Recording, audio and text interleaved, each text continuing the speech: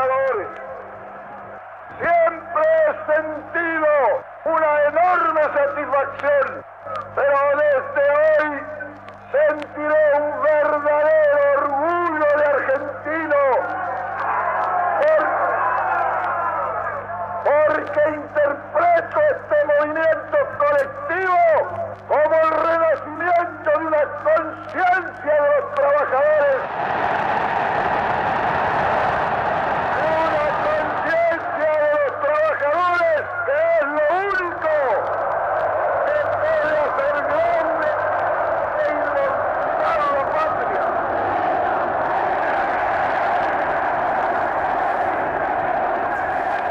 Bueno, grande e inmortal a la patria.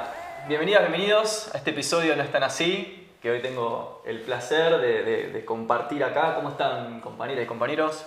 Clave el compañero, ¿no? Clave la palabra compañera, compañero, ¿no? Tiene una carga simbólica contundente. Y después del videíto, aparte, como que nos deja... Estás como Movilizado, te tiene que movilizar tanta clase trabajadora en la calle.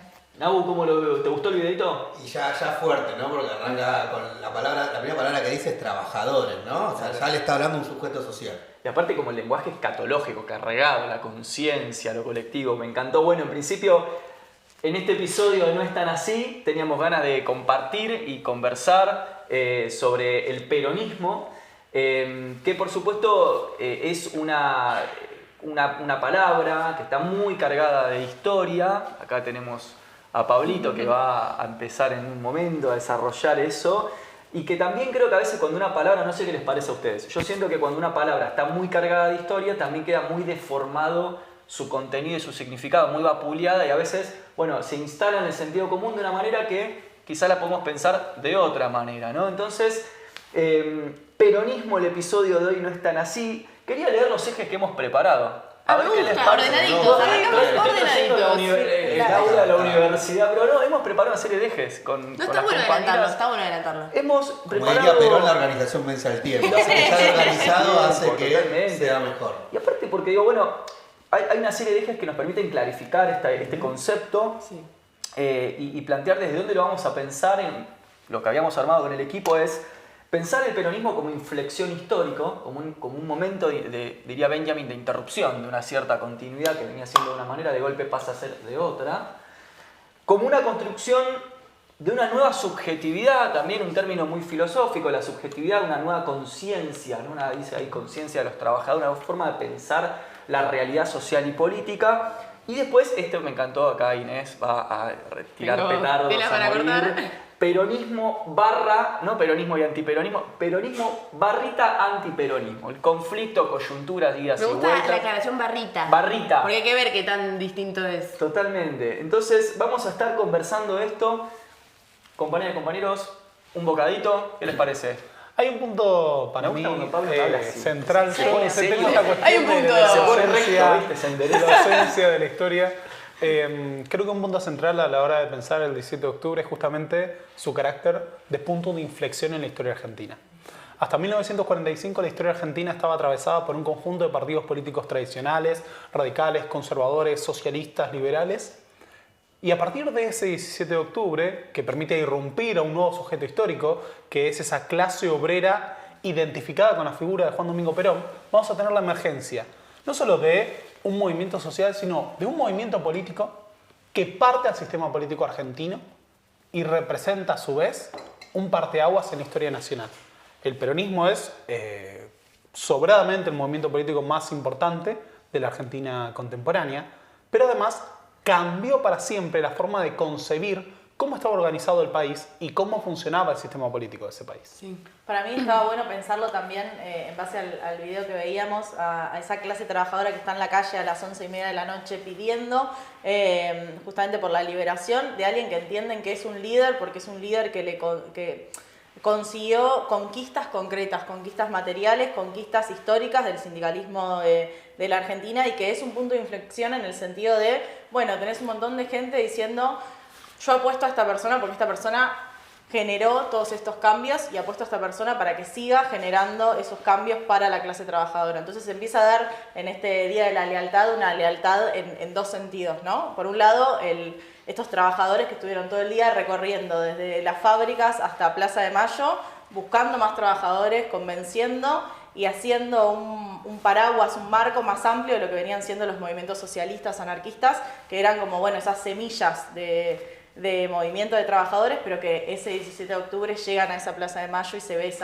ese emergente, ¿no? Como sujeto social, pero también como punto de inflexión de, bueno, de repente la clase trabajadora tiene un montón de conquistas materiales concretas que antes no tenía y que tuvo a partir de Perón en la Secretaría de Trabajo. Sí. Sí, hay muchas versiones, ¿no?, sobre lo que ha sido el 17 de octubre, quizás por eso su vigencia, ¿no?, porque ya se transformó en un mito, en algo épico.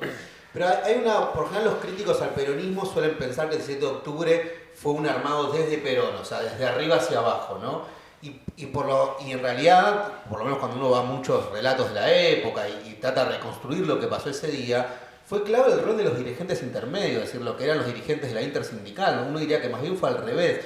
Y yo creo que hay algo que también que es interesante pensar, que hay como una doble condición. Por un lado es cierto, hay algo homogéneo, la clase trabajadora, pero también hay algo heterogéneo. Uno podría hasta decir peronismos en plural, ¿no? Porque después, ese día había empleados municipales, trabajadores de los frigoríficos, comerciantes, un sector, en ese momento todavía la clase media no se la conocía con el término que después se la va a conocer o se va a popularizar como contracara, si se quiere, al peronismo. Pero a mí me gusta captar que si bien pasó en la ciudad de Buenos Aires y tuvo mucha fuerza en lugares de provincia de Buenos Aires, también ese día hubo en Córdoba, hubo en Tucumán y Rosario acciones de multitudes, no con esta envergadura, pero pidiendo lo que significaba en ese caso el regreso de Perón. Sí, y Perdón, además, el regreso de Perón, digo, que el regreso de la isla... sí. Está muy interesante esto de abajo hacia arriba y también no solo de abajo hacia arriba, digo, es muy fuerte, no sé qué es más fuerte, el 17 de octubre o el post-peronismo, todo lo que se hizo, como decía Nahuel, todo lo que se construyó después del peronismo.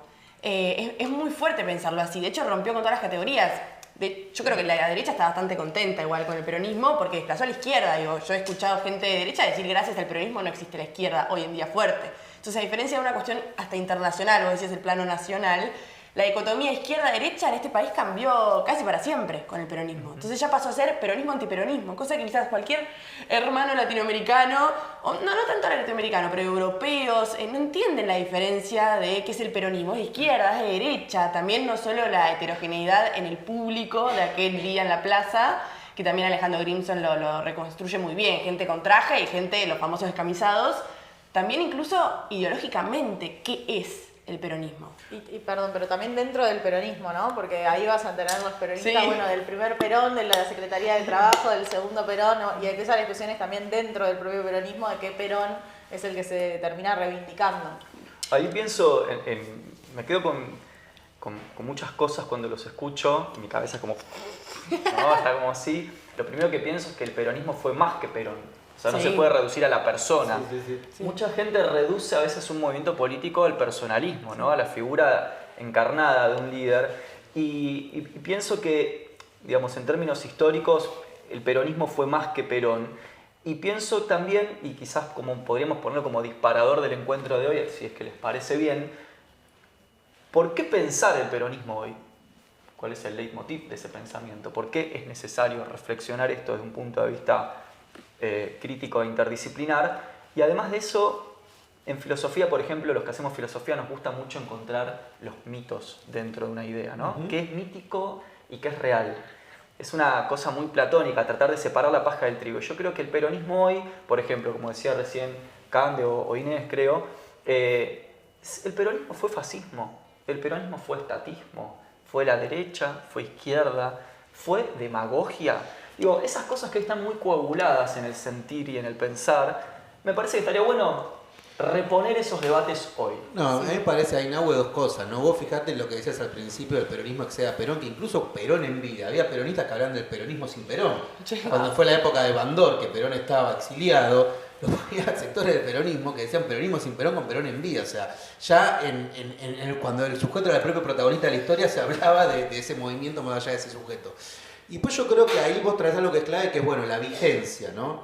Porque sigue siendo, o sea, vigente. Y para mí no se puede explicar la vigencia si uno no comprende que es un movimiento dinámico y transitorio. ¿Transitorio en qué sentido? En que valga la redundancia, que los sentidos de ese movimiento van cambiando a lo largo del tiempo. Por ejemplo, para la clase media que se peroniza en los 70, el sentido del peronismo fue muy distinto que para los que tienen en 1945. Para los jóvenes que se van a incorporar en el primer gobierno de Néstor, por ejemplo, con un fuerte nivel de politización, vuelve a haber una recuperación del peronismo. O sea, mi sensación es como que hay oleadas donde el peronismo siempre se vuelve a recuperar con un sentido distinto, ¿no? Sí. Hoy, por ejemplo, en la actualidad muchos peronistas te hablan de la justicia social ambiental.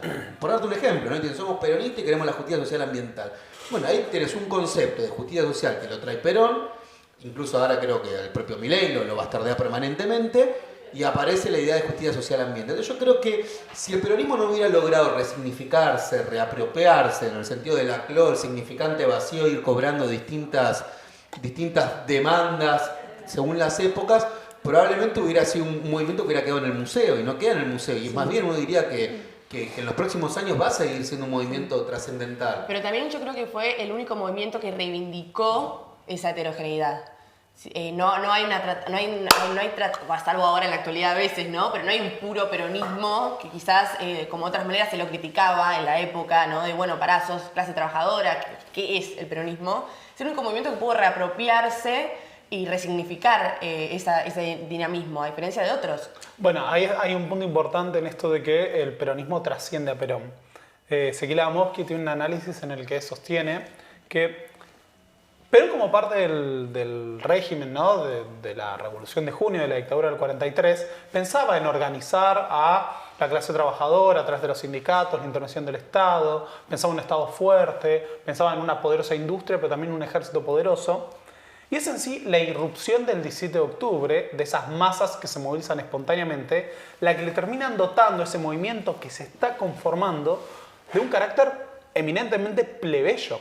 Cuando sale en el 7 de octubre había desde sindicalistas laboristas, sindicalistas revolucionarios, algunos socialistas, había nacionalistas, algunos comunistas que salieron a marchar e incluso ex-anarquistas, hijos de inmigrantes, criollos, cabecitas negras, esto que decíamos, empleados municipales, población sin empleo propiamente, que estaban amontonados y que encontraron en el peronismo un sentido, una figura que los reivindicaba, pero además que los representaba.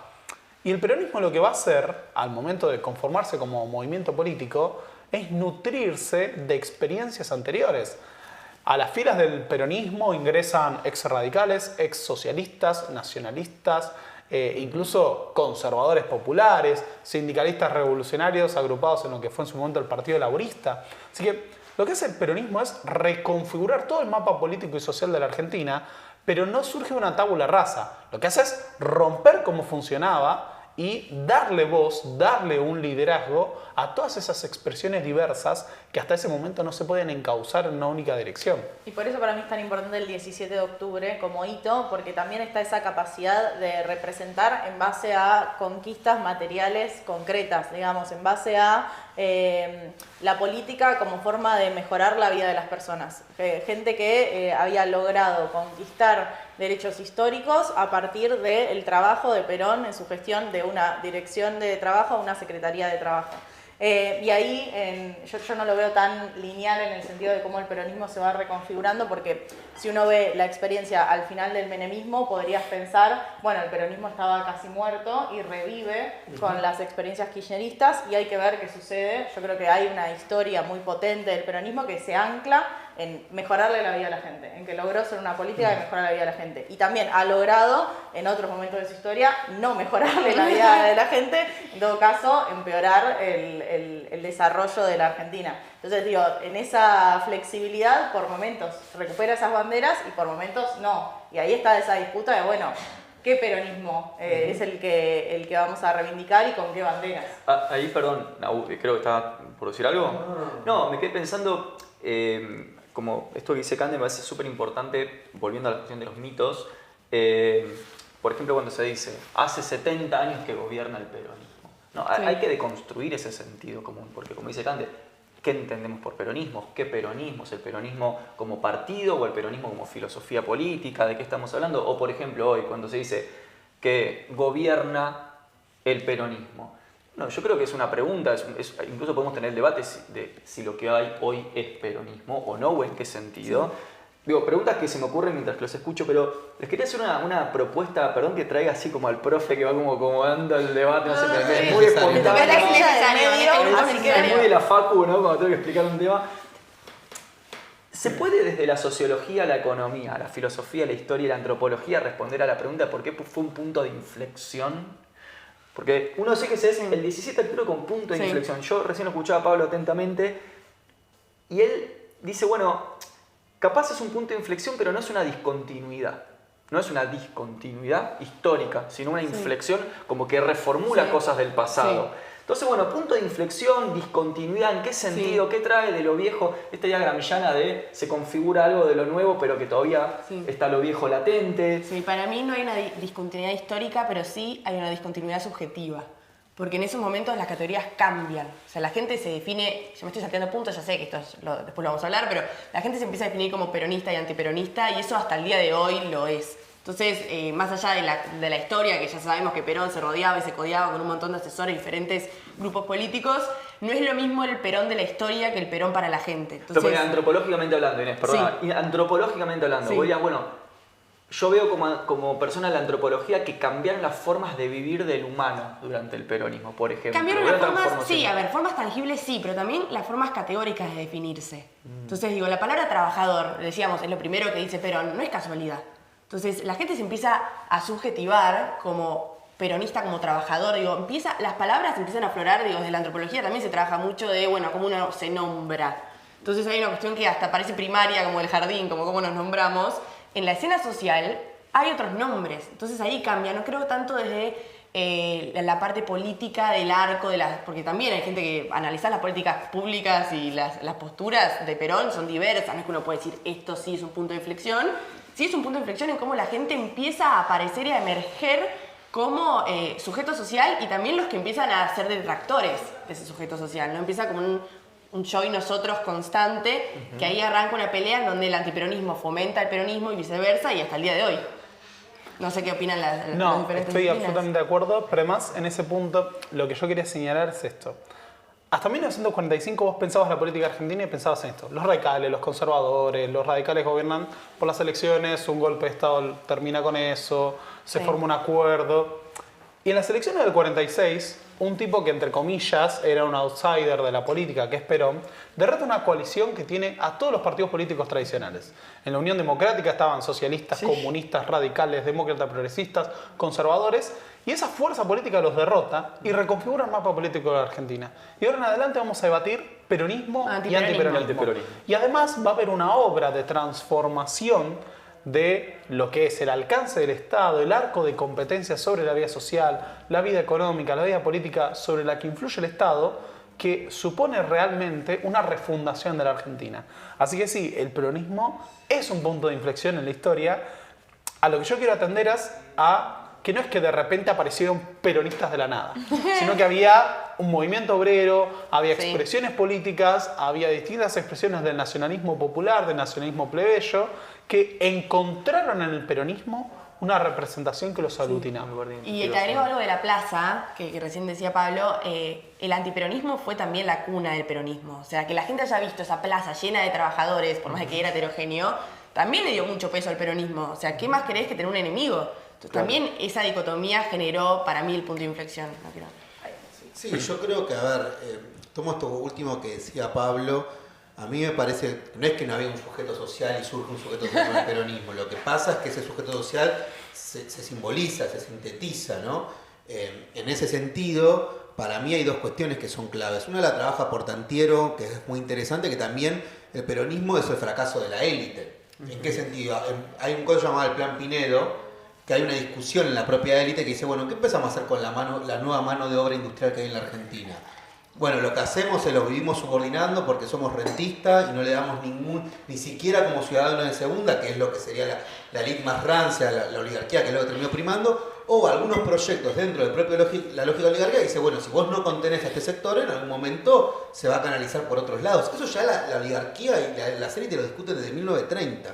Entonces ese sujeto social, nuevo, trabajador, en muchos casos de inmigración interna que venía de los centros urbanos, empieza a encontrar, si bien antes lo hacían los sindicatos, anarquistas, que también tiene una historia muy rica en nuestro país, empieza a encontrar otras formas de hacer política. Y a mí me parece que hay un segundo punto también, si uno tuviera que incorporar una mirada sociológica respecto a los mitos, que los mitos tienen dos condiciones por lo menos básicas. La primera es que los mitos no importa si son verdad o mentira, no importa si se los cree. O sea, la potencia de un mito radica en la creencia de ese mito. ¿Qué importa si fue verdad, fue mentira? Si yo creo que eso fue así, si yo creo que se entiende, digo, después puede darse una abstracción, ¿no? De hecho, el 17 de octubre se recompone hubo represiones policiales en Paseo Colón y Brasil, en Puente Pueyrredón, o sea, se fue armando hasta las 8 de la noche, todavía la plaza no estaba completamente llena porque no llegaban de venir, o sea, pero no importa, el mito se instaló. Y la segunda condición que tiene cualquier mito es que se propaga. O sea, el mito tiene vigencia en la medida que se lo va propagando. Y me parece que ahí es clave pensar esto, ¿no? Yo creo que es un punto de inflexión, porque sí va a aparecer de una forma nítida ese sujeto social trabajador con características absolutamente novedosas de lo que se venía acostumbrado.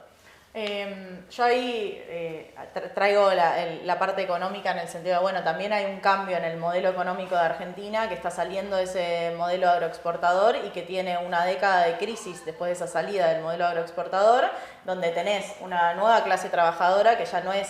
Digo, no es que la clase trabajadora no tenía conquistas o no tenía luchas previas, porque hay luchas históricas del sindicalismo, el sindicalismo revolucionario, de los anarquistas, incluso de huelgas como la huelga inquilina, la huelga de las escobas, digo, de un protagonismo importante de las mujeres y también de sectores trabajadores, pero por ahí más nucleados en sectores específicos, ¿no? Que incluso tenían sus propias conquistas y tenían sus propios derechos.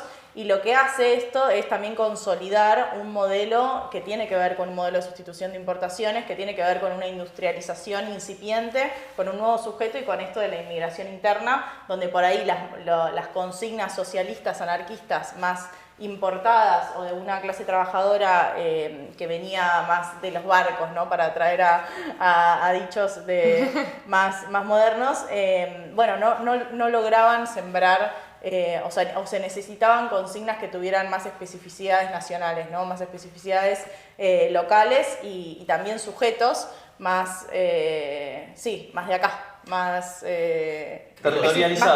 Más criollos. Sí, recién te escuchaba, Cande, y pensaba en este sentido muy instituido, ¿no? Como diría Bourdieu, que se dice mucho, ¿no? Dice, bueno, gracias al peronismo nunca pudimos erradicar la pobreza, por ejemplo. O Perón necesitaba pobres para que su demagogia funcione, ¿no? Y siempre opera esta categoría económica del pobre como vinculándose con un discurso político. Y bueno, este programa no es tan así, entonces uno puede parar, no es tan así. No. La primera vez que lo utilizamos la claro, frase, deberíamos ir anotando la primera. No es tan así. Vos como economista, digamos, ¿cómo te plantás ante los debates hoy vivos en torno a estas transformaciones económicas?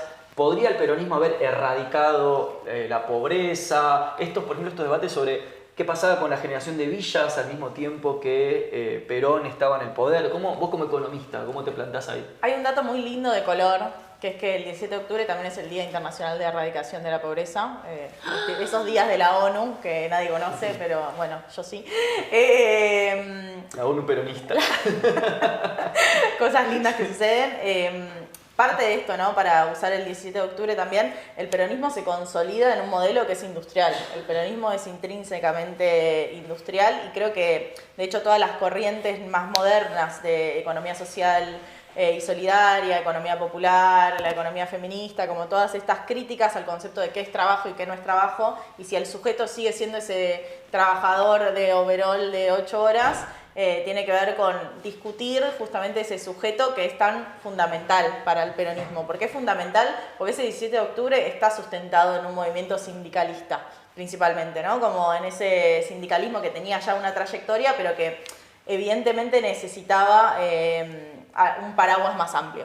Y que era un sindicalismo también más novedoso con esta inmigración interna y que muchas veces, tampoco hay que decir que la historia fue rosada, había tensiones mismos entre trabajadores que ya habían conquistado ciertos derechos y trabajadores que no, y bueno, esas tensiones que hoy, trayéndola hoy, podría ser entre los trabajadores más formales y los trabajadores informales, o los trabajadores de aplicaciones y los trabajadores de sindicatos, ¿no?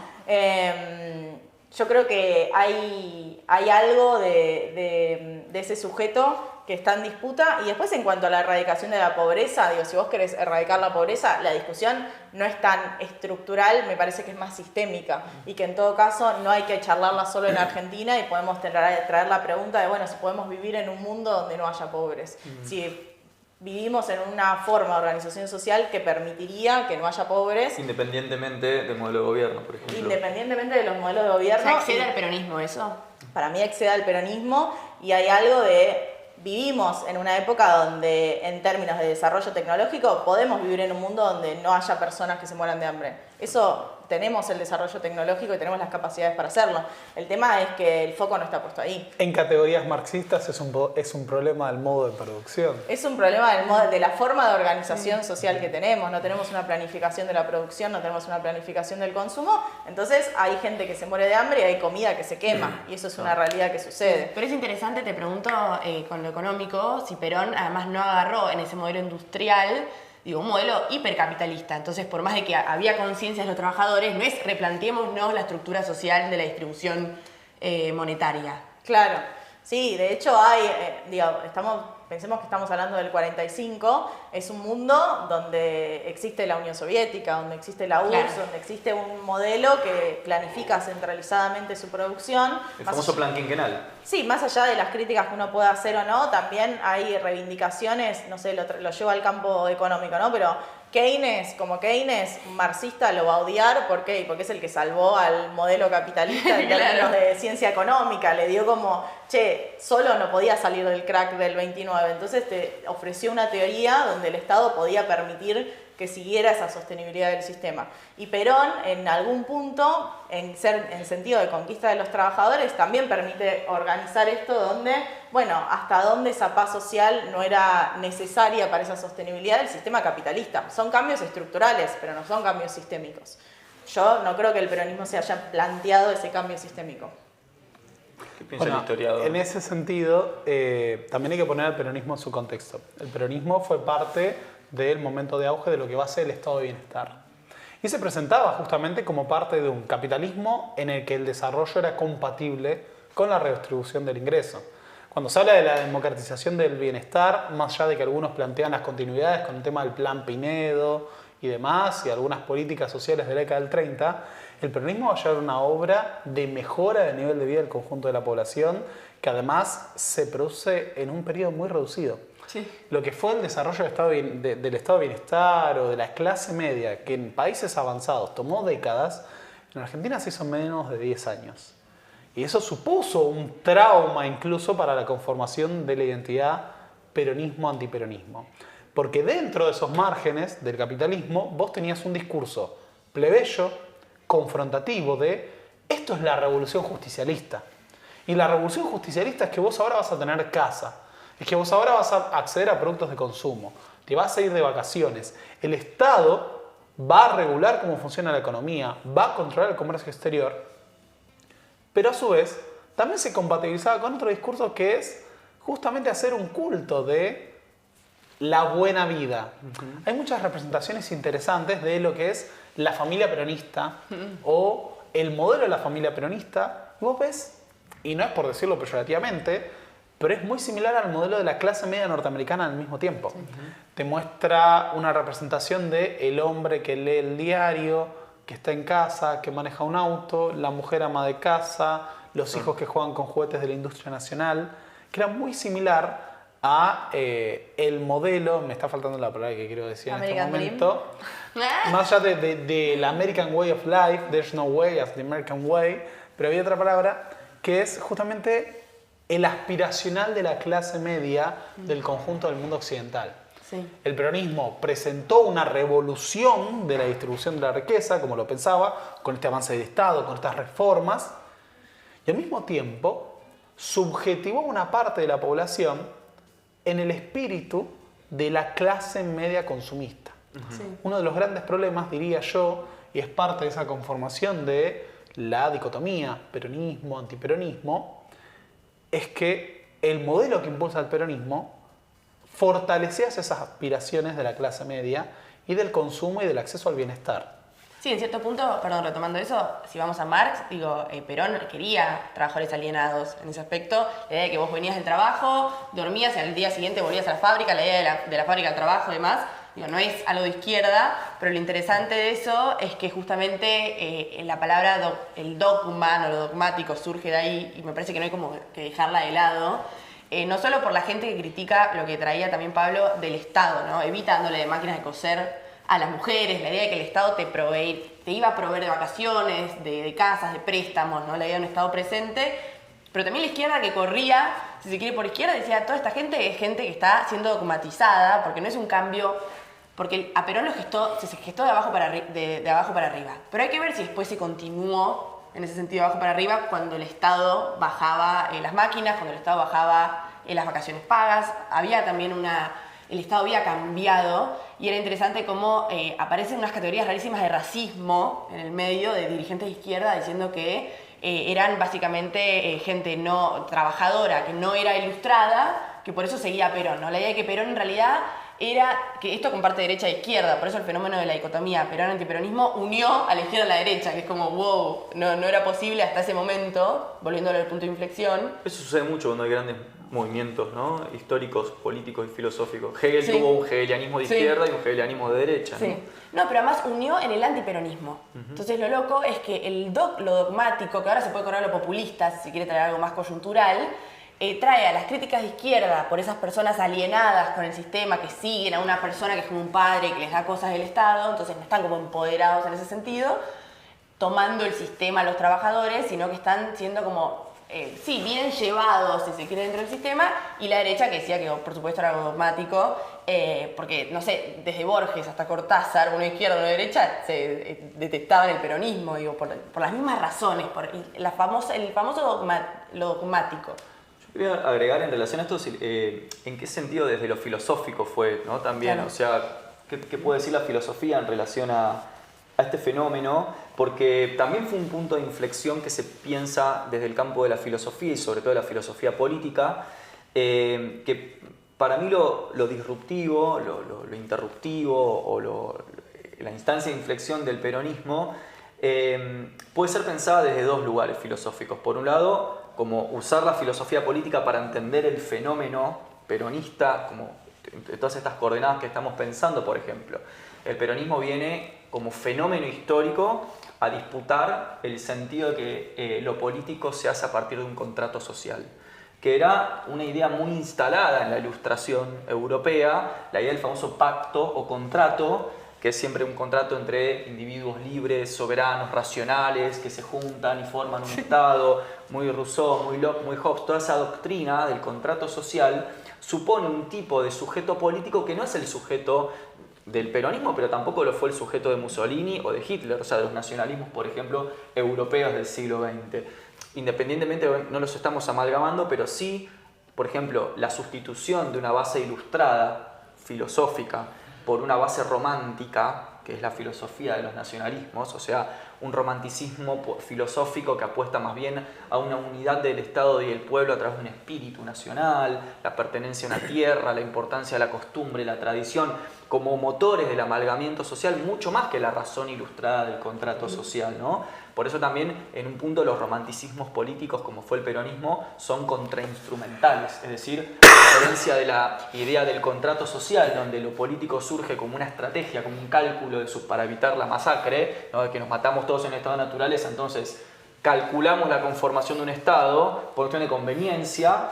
En esta clase de propuestas históricas lo que aparece es, más hegelianamente hablando, me gusta mucho pensar a Hegel en este caso, de hecho Perón cita a Hegel en Comunidad Organizada, esta especie de espontaneidad espiritual, donde un pueblo se percibe subjetivamente, como decía Pablo, pueblo, y encuentra en el Estado una instancia de aparición, pero no es que el Estado viene, como decía, ¿no?, de arriba hacia abajo, porque no es fascismo, a dictaminar el quehacer del pueblo, sino que el pueblo hace uso del Estado. Yo hoy cuando dicen, no, pero Perón fue facho, no, Perón no fue facho por un motivo muy claro.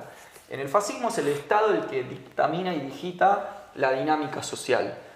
En un modelo de Estado no fascista, el Estado está al servicio del pueblo. Son dos O sea, o el pueblo está al servicio del Estado, eso es fascismo, o el Estado está al O servicio sea, del decís que pueblo. el peronismo permitió que Perón no sea facho. Exactamente. No hay forma de pensarlo como fascismo porque el Estado no se impone sobre el pueblo, sino que el pueblo hace uso del Estado, como dice Alberto Huela, capaz vos lo debes conocer más, es un filósofo que trabajó muchísimo el peronismo y el latinoamericanismo y hace esa explicación brillante. Eso, por un lado, y por el otro, y paso la palabra porque la filosofía, digo, Perón, acá hoy lo traje, ¿no? Ay, mostralo. Lo voy a mostrar, tiene un libro escrito por él que se llama Filosofía Peronista, escrita por Perón. O sea, Dirigentes eran los de antes. Podemos Dirigentes decir que eran los escribían libros de verdad y no tenían escribían. escritores Exactamente. fantasmas. Ghostwriter. Exactamente, el Vaya chabón. pobre. Comunidad organizada Comunidad es organizada. la conferencia en el primer Congreso Nacional de De Filosofía Filosofía. que se hace durante el peronismo. En Tucumán, en el 49. Entonces, La universidad se hace gratuita con el peronismo. total, pero lo que me parece Dato que loquísimo... nos habíamos olvidado de mencionar. Lo que me parece loquísimo es que en este libro, que lo recomiendo igual que Comunidad Organizada o el manual de conducción, en este libro, y paso la palabra, Perón dice, bueno, yo me apoyo en estos filósofos.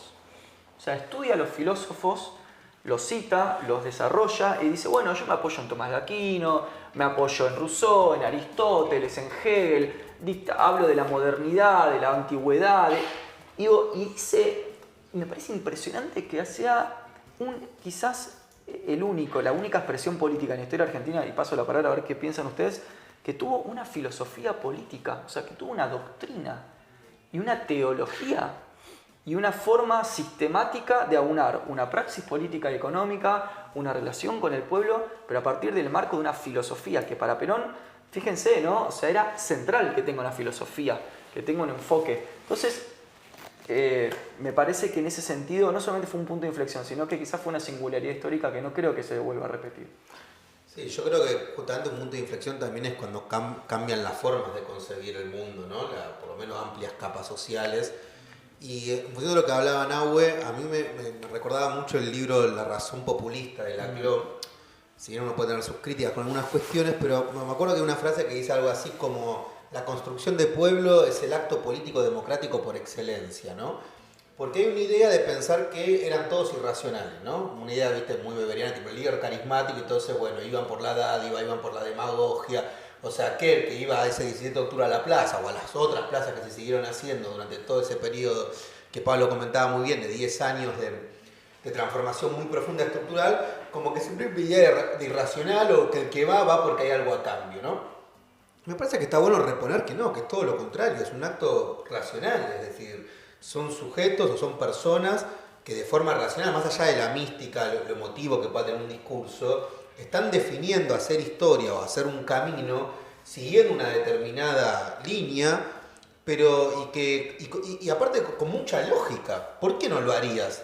Si a vos te estás transformando, estás nivelando tu vida para arriba. Sos un sujeto que te sentías excluido y pasás a ser incluido en un nuevo dispositivo. Pasás a ser protagonista de eso. Entonces yo creo que lejos de ser algo irracional, fue algo muy racional y fue algo muy democrático. Después tenés que es esta idea de, bueno, construir pueblo. ¿Y qué es construir pueblo? Y bueno, construir pueblo es ir sintetizando demandas que estaban insatisfechas, donde hay un hilo común que las empieza. Ahora, este pueblo se construye también con adversarios, y ahí aparece la otra cara, ¿no? Porque parte del antiperonismo, que va a tomar el concepto de clase media, que antes no estaba tan usado, pero bueno, esto es un principio de las ciencias sociales, que es el principio relacional, un fenómeno, no se puede entender el peronismo sin el antiperonismo, y no se puede entender el antiperonismo sin el peronismo. Pero me parece que parte de la respuesta que va a haber a eso, y ahí sí capaz se sale del punto de vista económico. Acá tenemos también el libro de Ezequiel Adamowski, que es interesante porque es pensar, la clase media no se define solo por el poder adquisitivo, por cuánta guita vos tenés en el bolsillo por mes. O sea, también se define por los valores, por las aspiraciones, por tus comportamientos, por lo que vos creés que puede ser. Y eso me parece interesante porque, bueno, ahí también va a entrar una disputa. Porque acá parece lo paradójico, que acá, bueno, vamos a discutir, no sé, la economía que dice, pero a ver, lo paradójico es, estás en un periodo donde gran parte de esa clase media crece en su patrimonio y sin embargo, una gran parte de esa clase media va a tener un rechazo total hacia ese gobierno que la hizo estar mejor, incluso que con los gobiernos radicales, y obviamente que tenés toda la parte, no sé si quiere, de clase trabajadora, que efectivamente con el peronismo marca un antes y un después en su vida cotidiana. Yo creo que es un poco riesgoso a veces homogeneizar explicar algunos, sobre todo cuando son movimientos tan complejos y cuando estamos hablando no con el diario del lunes, con el diario de 70 años después. Creo que hay complejidades donde no hay que tener miedo de ser crítico de ciertos momentos o de ciertos procesos que sucedieron, porque justamente, bueno, hay mucho del movimiento peronista que después también le marcó la cancha al propio Perón en límites que tenía o en ambiciones que tenía, y que creo que hay algo que yo lo escuché en el 2008 de la mano de Cristina en un discurso del 17 de octubre que me pareció muy, muy increíble. Yo tenía 17 años y me acuerdo que me quedé como, wow, esto es lo que quería escuchar, que tenía que ver con la lealtad en un sentido doble, ¿no? O sea, la lealtad al pueblo que va a buscar a alguien que lo represente y que exige que sea el Perón de la Secretaría de Trabajo. Y hago tanto foco en esto porque creo que hay muy pocas personas que están en contra de las reivindicaciones que hace, las conquistas que hace Perón desde la Secretaría de Trabajo, y también un Perón que se pone encima de eso con esa construcción y que después va a tener que responder a esa construcción y va a tener que responder a ese pueblo y a esa clase trabajadora. Ahora, a lo largo del movimiento no siempre fue así. Entonces hay momentos donde esa lealtad, bueno, no fue bien correspondida por esos líderes, y por eso yo también hacía foco en, bueno, el desarrollo del peronismo y cómo por momentos de la historia, bueno, no hubo esa reivindicación en mejorarle la vida a la gente. Vos te referís al peronismo ortodoxo y un peronismo revolucionario, por decirlo de alguna manera, dos peronismos podría ser, que conviven dentro de la propia idiosincrasia peronista. Recontra. De hecho, el concepto de gorila se va a referir a los peronistas de derecha. Exacto, al antipopular. Al antipopular. Totalmente. Por eso me gusta el concepto de gorila, porque creo que excede el peronismo antiperonismo. Exactamente. Pero me parece interesante también, pensando en esta época y pensando en lo que se viene y en la construcción que queremos hacer, porque para mí también la propuesta de esto de no es tan así, de pensarnos y que seamos de esta generación y tal, es decir, bueno, ¿qué queremos construir? A mí los nombres en términos de categorías, y acá te vas a enojar, peronismo, antiperonismo, derecha, izquierda, no me interesa tanto como me interesan más las banderas, qué es lo que queremos, qué es lo que queremos mejorar. Y hay algo muy concreto de familias hoy en día que te dicen, no, sí, porque Perón a mí me dio la casa. Y es algo que traspasa intergeneracionalmente, porque justamente estamos en un momento de la historia donde el Estado es el estado de bienestar, como decía Pablo, es un Estado fuerte que realmente te transforma la vida, no es que solo te da conectividad, no porque sea poca la conectividad, sino porque tiene sabor a poco. Y porque no es que el Estado te da algo porque te lo está regalando, en realidad te corresponde, porque vos te levantás todos los días y vas a laburar. Entonces, digo, a vos te corresponde eso y te corresponde mucho más, te corresponde esa vida que valga la pena ser vivida. Entonces hay una lucha ahí que tiene que ver con, bueno, que nos den lo que nos corresponde en realidad. Y al mismo tiempo, esa respuesta de la conformación de la identidad antiperonista también es parte de una reacción jerarquizante.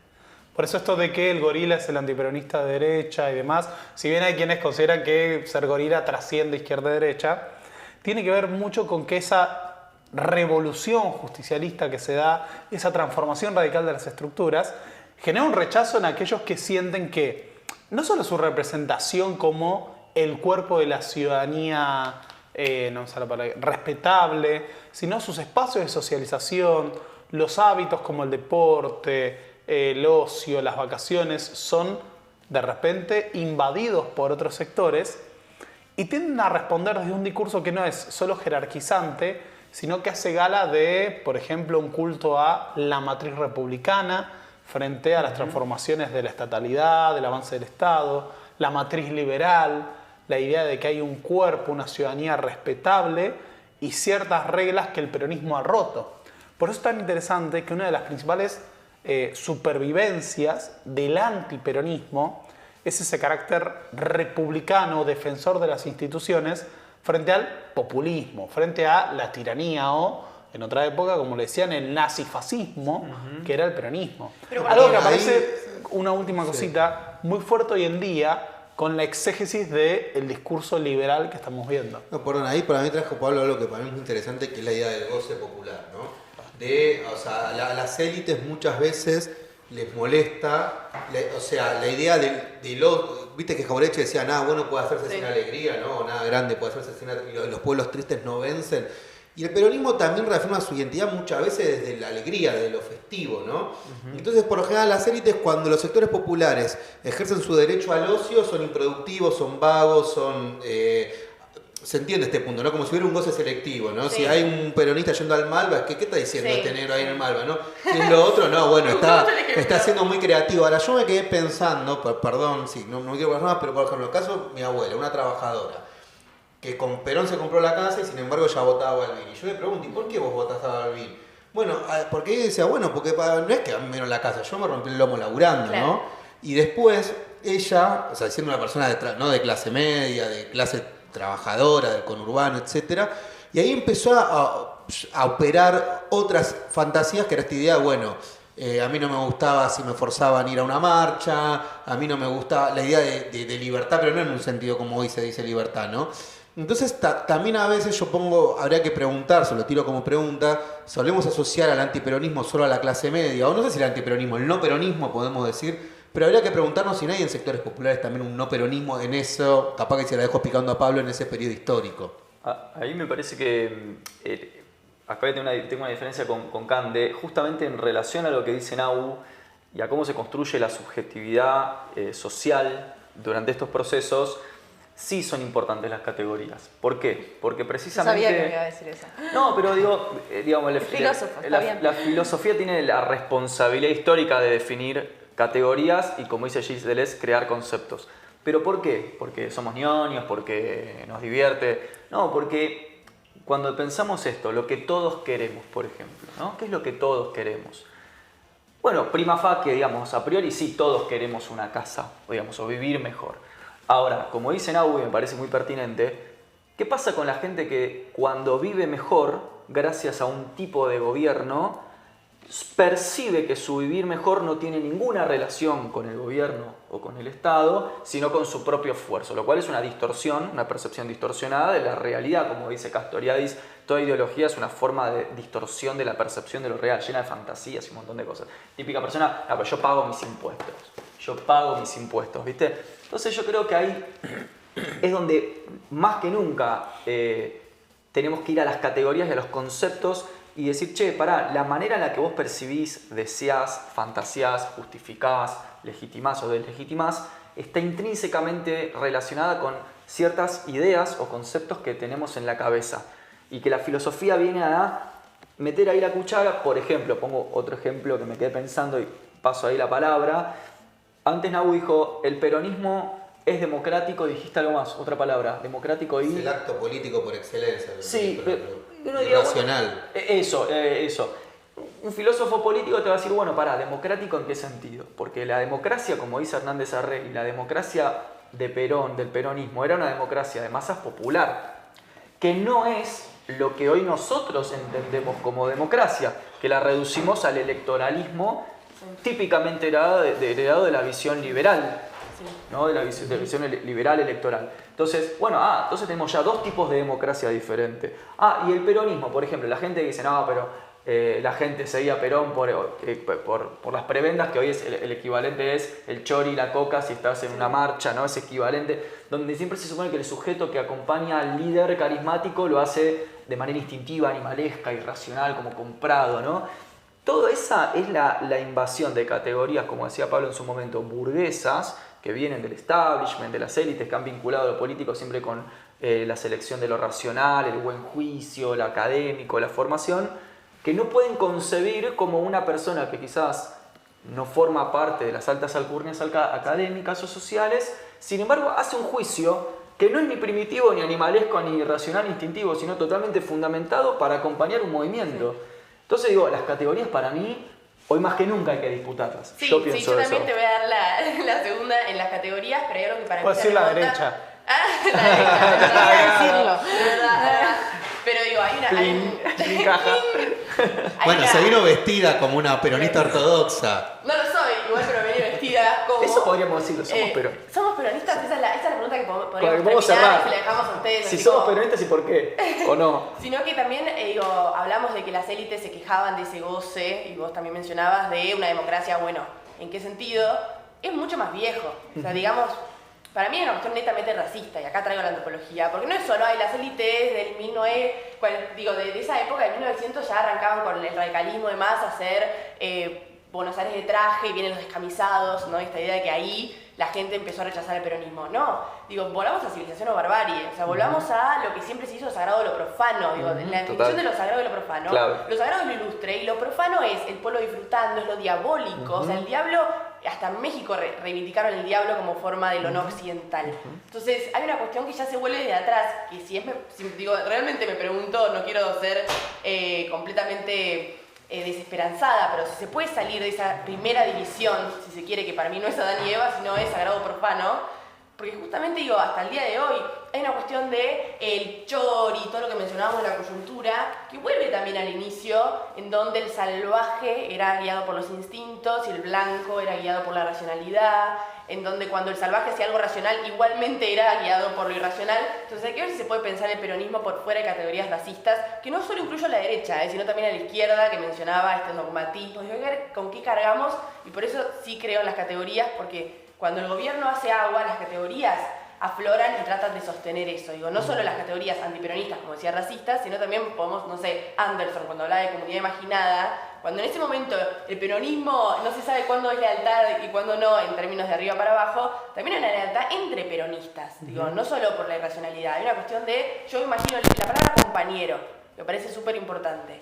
¿Qué hace que una persona, el radical no se saluda a compañero, el liberal no se saluda a compañero, el peronista se saluda a compañero? Y aparte, entonces hace algo así de imaginarse quién es el otro a partir de esa comunidad donde todos nos conocemos solo por ser peronistas. Perdón, y compañero como palabra para diferenciarse de camarada, que fue como el lenguaje genera divisiones políticas, por decir, bueno, somos peronistas y no somos zurdos, porque si no nos diríamos camaradas y obreros, pero acá somos trabajadores y compañeros. Pensar esto que en filosofía reclave, que es la inevitable relación con el lenguaje a la hora de pensar, creer y validar la realidad. Y eso es lo más irracional del mundo, pero no creo que pertenezca a una clase, a unos sujetos profanos, otros que son sagrados y son ilustrados, sino que hay que aceptar la irracionalidad en cualquier opción, y por eso a mí me cuesta mucho entender lo político sin ese componente irracional, y que eso no descalifica lo político. Lo podemos llamar afectivo, quizás. Sí, pero no descalifica lo político. No, claro, sin duda. Porque estás del otro lado y dicen, la política es todo, vamos a los hechos. Bueno, cualquier cosa que esté interpelada por el ser humano, lamentablemente, va a ser ideológica, lamentablemente está distorsionada. Lo interesante es saber cómo los sujetos van resignificando esa distorsión. Bueno, a eso, perdón, pero dijo algo que a eso me refería con una filosofía política romántica, que siempre le puso el punto a lo afectivo. A lo afectivo. Voy a reivindicar, argumentar mi postura. Está muy bien. Sí, para mí hay una disputa por las categorías que tiene que ver con esto que decía Ine de, quiénes son compañeros, quiénes son camaradas, quiénes... amigo enemigo, ¿no? cómo se consolidan esos grupos donde hay unos y los otros como algo casi que no es humano para ese nosotros. Yo creo que hay algo ahí en el cambio del capitalismo del siglo XXI, donde los partidos ya no tienen el peso que tenían antes, porque no tienen el peso en la vida cotidiana que tenían antes. Ya el sindicato no es el espacio donde estás no solo en tu trabajo, sino en las actividades después, donde te vas de vacaciones, donde vas al club, donde el sindicato como forma de organización de vida ya no cumple ese rol, y los partidos ya no tienen esa preponderancia. De hecho, hoy en día hablamos más de frentes que de partidos, y pasa acá en Argentina y pasa en todo el mundo. Entonces creo que hay una crisis en categorías que seguimos usando muchas veces del siglo XX, y que no es un problema solo del peronismo, sino también de la izquierda. ¿Quién es el trabajador? Yo, ante todo, feminista, y es como, ¿quiénes son los trabajadores? A mí no me interesa tanto si ese trabajo tiene remuneración o no, sino si sirve o no al conjunto social. Entonces me parece que hay que repensar las categorías de cara a construir cosas que son más amplias, porque ya los sujetos son distintos. Entonces a mí, yo en ese sentido decía, me importa poco si se dice peronista, si se dice de izquierda, siempre y cuando reivindique una diferencia que es fundamental, y que es una diferencia de que hay gente que se levanta y sabe que tiene que trabajar porque tiene que reproducir su vida y sabe que va a tener que trabajar toda su vida.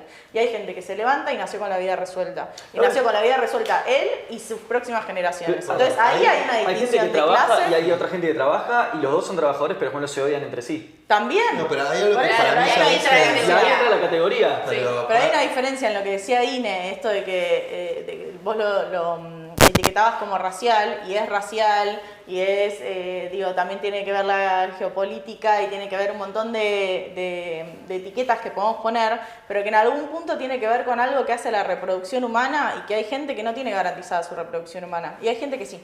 Y hay gente que sí, no porque, bueno, sos más o menos de clase media, sos profesional, entonces, bueno, sabés que de algo vas a laburar. Bueno, pero igual tenés que ir y laburar. Y si te pasa algo en el medio donde de repente dependas de otra persona, estás al horno. Y hay gente que no. Hay gente que nace con la reproducción garantizada de él, de sus generaciones, de su vida. Entonces ahí hay una diferencia fundamental. Y en todo caso deberíamos preguntarnos como humanidad por qué hay gente que tiene la vida resuelta, un grupo muy reducido de gente que tiene la vida resuelta y un grupo tan amplio de personas que no saben cómo van a llegar a mañana comiendo. Yo ahí, algo que me hizo pensar Cande, y que como que es un ejemplo actual, pero bueno, la idea también es ver qué cosas están vigentes. Por ejemplo, hoy dentro del propio peronismo, dentro de las propias corrientes peronistas, no voy a decir nombres propios porque no tiene mucho sentido, pero por ejemplo hay una discusión con el tema de economía popular. ¿no? No, pero hay una discusión con el tema de economía popular. Y hay una discusión Por sobre si ejemplo, componer algo nuevo o no. Que lo de... no, pero a ver, bueno, lo digo, Lo digo. un Guillermo Moreno o algunas Vamos. tendencias te van a decir Me pongo de que los movimientos sociales, cuando reivindican la economía popular como una nueva forma de laburo, en realidad están naturalizando que la gente no tenga el trabajo en el sentido tradicional de empleo en blanco, remunerado, con obra social, etc. Ahora otros que también se reivindican peronistas, como Juan Grabois o Pérsico, que forman parte de la economía popular, te dicen, bueno, te guste o no, hay un nuevo sujeto social, te dicen, hoy la UTEP va a tener más afiliados que la propia CGT. A ver, cuando acá hablamos de economía popular, hablamos de una organización económica de trabajadores que quedaron excluidos del sistema formal y reinventan su laburo. Cartoneros, que ahora hacen trabajo de reciclado urbano, vendedores ambulantes, que se empezaron a organizar en lo que llaman la UTE, la Unión de los Trabajadores de la Economía Comedores Popular. populares. Comedores digo, populares, sostienen- merenderos. Bueno, y ellos te están diciendo, no, y la mayoría son peronistas. De hecho, si inscriben en la UTEP, la gran mayoría de las corrientes que lo componen son peronistas. Lo que te están diciendo, no, justamente como somos peronistas, lo que hay que hacer es dejar de estar todo el tiempo tratando de que el mercado en blanco, entre comillas, nos incorpore, porque eso no va a pasar por la propia dinámica del capitalismo. Lo que hay que hacer es pensar nuevos marcos institucionales para que, por ejemplo, nuestros derechos tengamos lo que ellos llaman paritaria social, monotributo productivo. ¿Qué quiere decir monotributo productivo? Un cartonero, por estar afiliado a la UTEP, pueda tener una jubilación que se la paga el Estado. O sea, como que invitan, si se quiere, a recoger las banderas del peronismo diciendo, bueno, según un poquito la imaginación política, o sea, si hay otros sujetos sociales, capaz que tengan que haber otros marcos institucionales, que tengan que pensar en otros tipos de derechos que no necesariamente son los mismos. Y ahí tenés una discusión re interesante, porque tenés, entre comillas, un lugar más conservador que te dice, che, con eso vas a naturalizar la precarización, y eso te lo dicen tanto peronistas conservadores como incluso algunos sectores de izquierda trotskista. Perdón, yo soy los que piensa eso. Yo creo que Bueno, tiene que haber cartoneros, ahí no un tenés cartonero eso. con jubilación, si no, no No, tendría que bueno, haber. pero lo que también ellos te van a decir es, ok, en ese mientras tanto, de que volvés al pleno empleo, si es posible el pleno empleo en el modo de acumulación actual del capitalismo, ahí traemos más a mar, bueno, pero mientras tanto, esa persona es un trabajador que está haciendo un trabajo en el sentido de actividad social, Bueno, pero el tipo está laburando todos los días haciendo reciclado, y vos le tenés que dotar de derechos. Pero Ahora Grabois esa es peronista de hay que hacerlo izquierda, con es esto. un peronismo, o sea, digo, cuando sí, Grabois es peronista, no, pero no, pará, Bueno, porque bueno, es un peronista ok. de izquierda. Entonces Sí. ahí vemos cómo las categorías nos permiten entender cómo apuesta a un sujeto político distinto también, ¿no? O sea, digo, ese cartonero, esas economías populares son el efecto de la desindustrialización histórica del país. Si el país se hubiera mantenido industrializado, quizás muchísimas de esas personas estarían insertas dentro de una matriz industrial de producción y sería Sí, otro pero por ejemplo, movimiento ahí no, lo que ellos te van a trabajador. contestar es que la economía popular se organiza en unidades productivas que Sin producen. duda, sin y duda, que son otro sin tipo duda. de industrias. Pero ahí me parece que entra un debate, ya estoy con vos, Pablito. ¿Qué entendemos por, nada, lo charlamos tomando un café, Sí, sí, ¿qué sí. entendemos por trabajo? Bien. Sí. Pero voy a decir una cosita nada más y lo dejo a Pablo porque veo que Pobre, tiene está ojos de ahí. que quiere decir Todo algo. Le hace neurotizado. bullying al historiador, que tiene que ir a reponer. Que es como si no hay cierta nostalgia, en el peor sentido de la palabra, del capitalismo del siglo XX. Y si es posible volver a ese capitalismo del siglo XX, porque estamos en el siglo XXI, estamos en un capitalismo financiero, entonces querer volver al capitalismo industrial es medio... No estoy de acuerdo, porque las tres potencias globales que manejan el planeta son potencias industriales. ¿Cuál dirías que son? China es una potencia industrial, Sí. Rusia es una potencia industrial. ¿Y quién Estados más? Unidos es una potencia industrial. No diría que Estados Unidos es una potencia industrial. Bueno, Para nada. ponele no de manera rusa, pero China, industrias propias. India. Industrias China e propias. India son potencias Me industriales. conformo con industrias nacionales que compiten en el mercado externo, por ejemplo. O sea, podemos reformular... Pero Estados Unidos hace mucho que no es una potencia industrial y de hecho por eso tiene los problemas que tiene a nivel intra Estados Unidos y toda una clase trabajadora que deja de tener trabajo Perfecto. y que Y tiene queda una- marginada pero para siempre. produce completamente por lo menos, marginada, lo que digo, conocemos como white no es trash. industria pesada, pero digamos, tiene producción de cosas que luego otros países las compran y que son Pero hoy en día necesarias. eso ni siquiera te Pero no se asegura puede tener igualdad social. Yo lo que O sea, digo eso es que lo ningún- terrible. de las cuatro no absorbe el potencias, conjunto de la mano de de obra. las 4 potencias o 3-4 potencias mundiales, ninguna de esas está funcionando con economía de trabajadores en centros cooperativos. Pero una cosa no quita la otra igual. Claro, una Porque cosa- vos podés tener una economía pero que digo, sea como paliativo. hay una macro de lo que es hacia sí. lo que se tiende. Yo me gustaría saber si Grabois piensa en la industrialización del país, que para mí es central.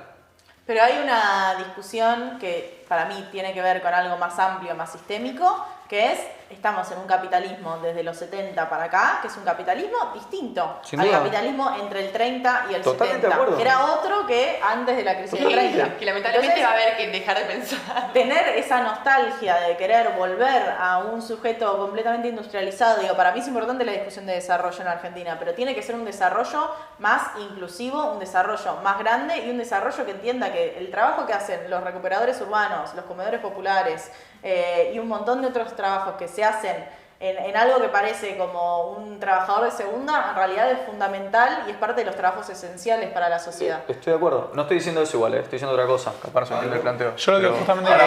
ahora reformulo. Yo lo que quería plantear es que justamente de la misma manera en que el peronismo refundó todo el sistema político argentino, refundó la estructura de la estructura económica de la Argentina, desde el 76 para acá tuvimos la crisis del estado de bienestar, tuvimos la financiarización de la economía, tuvimos el proceso de redistribución regresiva del ingreso, pasamos a una matriz en donde progresivamente la pobreza se consolidó, se volvió estructural y ya no tuvimos la capacidad de reinsertar plenamente a través de los mecanismos de mercado a la población en el ámbito laboral. Sí. Uno dice la economía popular y parece que la economía popular es algo que surgió ahora, pero la economía popular como tal tiene 30 años de existencia por lo menos. Los últimos 30 años, que no es ya una cuestión de un problema de corta duración, se ha conformado todo un sujeto social en torno a actividades económicas que vienen a suplir, por ejemplo, las necesidades de lo que supone el reciclaje, las necesidades de los comedores sociales y demás. En 30 años de ciclos económicos en los cuales hubo ascenso, hubo recesión, eso no ha logrado ser absorbido por el mercado formal del trabajo. Sí. Y la mayor parte de los indicadores nos arrojan como saldo que la desregulación, y si queremos en realidad, el carácter del trabajo, no quiero decir marginado, pero vamos a decir no registrado, va a ser cada vez más mayoritario. Y que de hecho las industrias no logran absorber ni tampoco posicionarse como los centros de nuestra economía.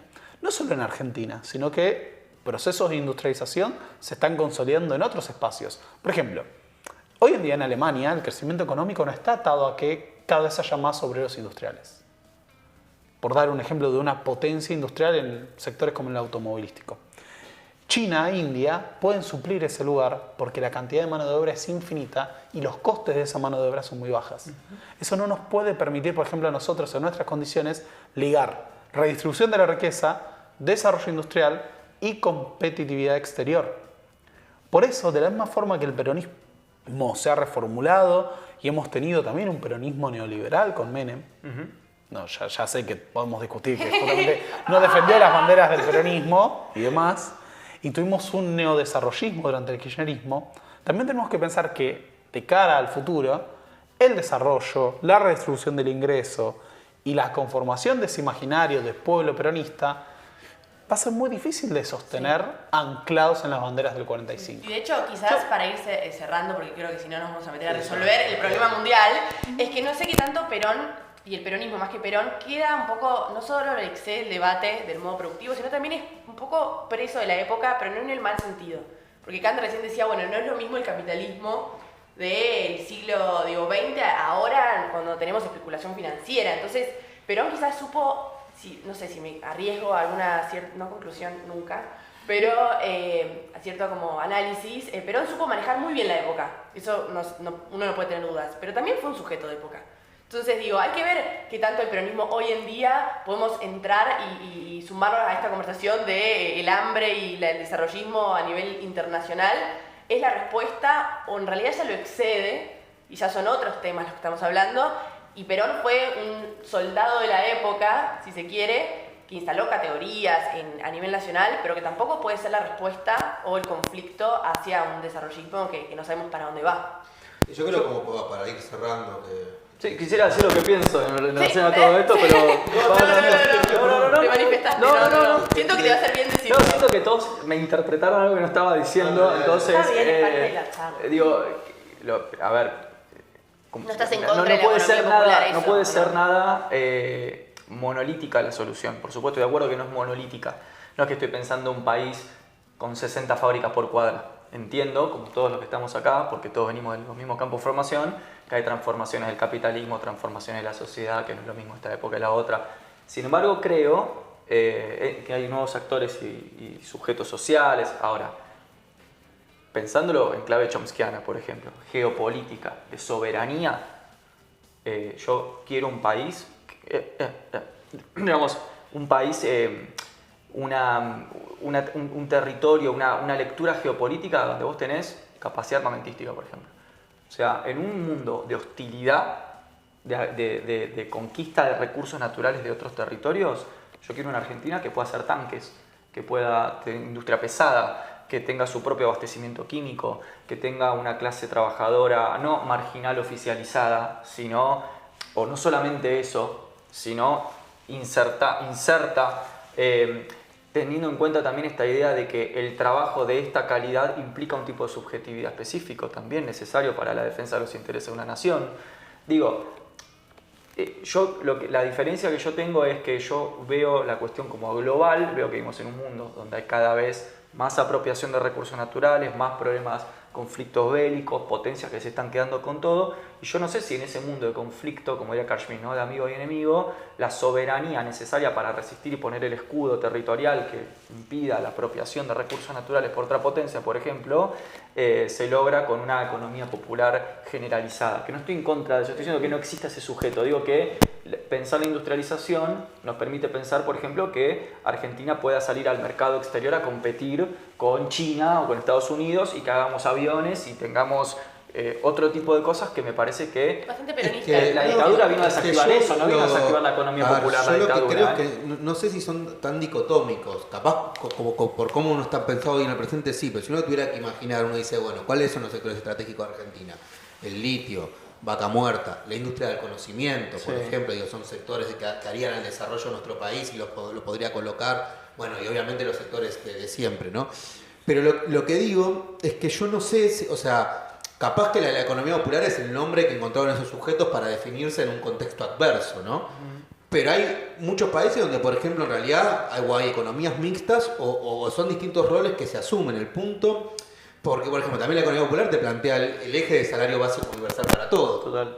Es decir, toda persona por nacer en Argentina tiene que tener un ingreso mínimo para sustentar su vida, o tierra, techo y trabajo, que es algo completamente revolucionario en un punto, ¿no? Tierra, techo y trabajo, y hasta yo diría recontra peronista en un punto. Y ya que también el 17 de octubre es Lenin, podríamos decir paz, tierra y trabajo, ¿no? Pero quiero decir, no sé, me resulta muy interesante. Me voy con más preguntas que respuestas, Era la idea, pero siento que hay algo ahí que es como encontrar el calibre entre no renunciar a ninguna bandera, entender que también aparecieron nuevas formas de trabajo y que no necesariamente esas formas son precarias o quienes ejercen esas formas de trabajo no quieran institucionalizarse siguiendo haciendo lo que ya hacen.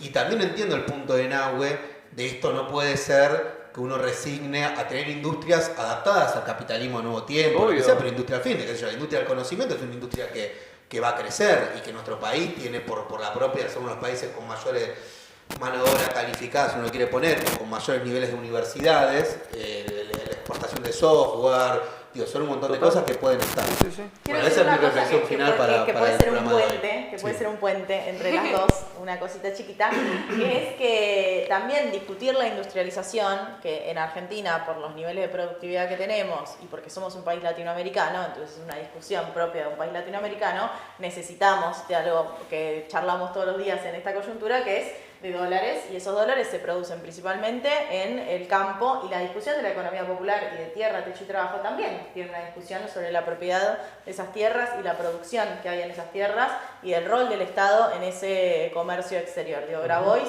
ya hay algo que a mí siempre me gustó, es que pida balanzas en los puertos, digo, cosas básicas que si queremos tener una discusión de desarrollo económico, a veces hay que ir a esas discusiones básicas. Entonces hay algo mucho más hermanado en un proyecto de desarrollo económico que puede y que tiene que englobar a todos, porque si no podemos explotar Vaca Muerta, podemos explotar el Triángulo del Litio y simplemente ser un país donde vienen, sacan los recursos y se los llevan como hemos sido todo el tiempo en la historia. Sí, ahí le voy a dar, ahora sí, cambio. Ahora voy a apoyar a Cande con lo de las categorías. Para mí las categorías sirven quizás para resignificar el pasado, como decíamos ahora, las identidades nacionales, el peronismo.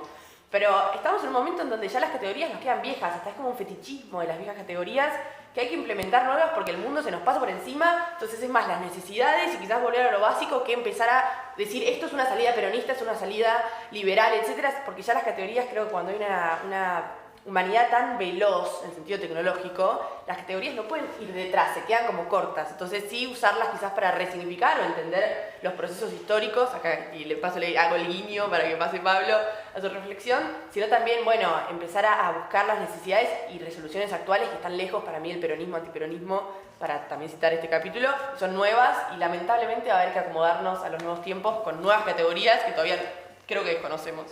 Deng Xiaoping, no voy a decir. No, yo creo que el panorama actual en el que estamos viviendo y justamente tanto la crisis económica que atraviesa la Argentina como el reordenamiento geopolítico global va a requerir que no solo el peronismo, sino los nuevos movimientos políticos de Argentina sepan encontrar una vía de desarrollo, pero además un reposicionamiento de Argentina frente al mundo, sobre todo en el mundo de BRICS, sobre todo en el mundo de la escalada militar en Ucrania, la crisis del bloque occidental, la crisis de la hegemonía estadounidense. Y creo que hay muchas posibilidades para Argentina en poder conformar un proyecto político que vuelva a poner el eje en la soberanía, el desarrollo, y lo que creo que es más importante, en la redistribución de la riqueza de cara a esos procesos. Ahí quería, como para cerrar ¿no? mi parte, meter la cuchara filosófica en esto de... Hay un autor que me gusta mucho, que es Walter Benjamin, que él analiza estos mismos problemas hace 100 años. Lo mismo. Pensaba el fascismo y pensaba esto. Y se hace esta pregunta de ¿qué pasa cuando la realidad va más rápido que nuestra capacidad de interpretarla, ¿no? De ponerle categorías? Y él dice, ojo, porque quizás si nos quedamos con esta idea de que como la realidad cambia muy rápido, entonces nosotros tenemos que ir cambiando detrás con nuestras categorías, descartando lo viejo por anacrónico y revitalizando lo nuevo, es ahí donde está operando precisamente el engaño fascista, dice, porque ¿quién te está marcando la marcha de la realidad? El capitalismo. O sea, si nosotros renunciamos a categorías por entenderlas, por ejemplo, yo discuto mucho la cosa de la nostalgia. Me parece una idea injusta cuando uno está tratando de traer ideas por su valor racional, epistemológico, y se romantiza esa retracción con que es una nostalgia sentimental. Yo creo que hay cosas del pasado que hoy hay que traerlas porque son muy importantes para corregir cosas del presente. Yo no creo que la solución siempre esté en el futuro, de un presente hacia el futuro. Creo que hay veces que la restauración tiene mucho valor. Es como Benjamin usaba, criticando a Marx, él decía, si Marx dice que las revoluciones son la locomotora de la historia, Benjamin dice, bueno, de lo que se trata es de tirar el freno de mano, ¿no? O sea, en vez de ser complaciente con el avance y que, bueno, actualicémonos con las categorías, siempre vamos para adelante, cuando ese avance lo está marcando el capital, que nos oprime, y por tanto, si nosotros refundamos ideas en relación a ese avance, podríamos estar siendo cómplices del capital. Dice, bueno, pará, miremos hacia atrás también, ¿no? Por una cuestión de, quizás estas ideas también estaban buenas para el presente. Entonces yo digo, ojo con este compromiso con la modernidad, y bastante con el concepto burgués de progreso, de que como las cosas están cambiando, desechemos lo anterior Pero para mí y no, creemos van- cosas nuevas. sí. Porque aparte, ¿con qué vas a crear? ¿En relación a qué? Sí, pero a mí, para mí, cuando yo decía cambiarlas, no es olvidarlas. Es reincorporarlas y no quedarse, porque a veces las categorías viejas sirven para, como decías, o Benjamin, no sé quién de los Sí. dos, un poco una conversación entre ustedes ambos, puede servir porque el propio capitalismo dice, no, bueno, olvidar esta idea también hasta que está muy hoy en día los libertarios, como bueno, lo que importa es el futuro, que importa el pasado, que importa la dictadura, que importa todo. Sí es reflotar categorías anteriores, pero no es quedarse solo en ellas. Total. Por eso digo, Sí, sí, sí. la ¿Cómo adaptarlas? modernidad te arrasa, pero no tenés que olvidarlas, pero tampoco quedarte con las que tenías. Total, sí, sí. A eso voy. Como una Actualizarlas. combinación entre actualizarlas y no Total. por ello olvidarlas. Coincido. Sino como hacer un diálogo, si se quiere, intergeneracional Coincido. con lo que no tiene nombre y lo que ya tuvo. Sí. Y parte del cierre creo que es que no siempre tenemos que adherir en todo y parte de una charla interdisciplinaria y también de personas que somos activistas, militantes, como nos querramos nombrar, es no coincidir. Y a veces está bueno no coincidir. Rey, reivindiquemos eso y terminemos con esa reivindicación. Ya estoy. Bueno, no es tan así, Cande, ¿eh? no están así. Ay, por favor.